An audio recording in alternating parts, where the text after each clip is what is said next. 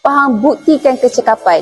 Buat tahun kedua berturut-turut, Penyata Keuangan Kerajaan Negeri Pahang menerima pengiktirafan tertinggi daripada Ketua Audit Negara iaitu pendapat tanpa teguran atau dalam istilah rasmi unmodified opinion. Ini bukan sekadar angka atau laporan semata tapi bukti nyata bahawa tadbir urus negeri ini berjalan dengan cekap, telus dan penuh integriti.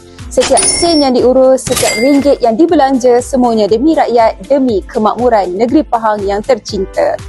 Pengiktirafan ini juga menggambarkan betapa kuatnya semangat aspirasi Pahang First. Negeri Pahang sentiasa komited untuk membina negeri yang lebih makmur, berdaya saing dan juga stabil dari sudut keuangan. Jadi tahniah kepada seluruh pentadbiran Kerajaan Negeri Pahang di bawah kepimpinan Yang Amat Berhormat Datuk Seri Diraja Haji Wan Rosli Wan Ismail yang membuktikan bahawa urus tadbir yang beramanah mampu menghasilkan impak yang luar biasa. Itu sahaja info pantas dari Kopi Panas.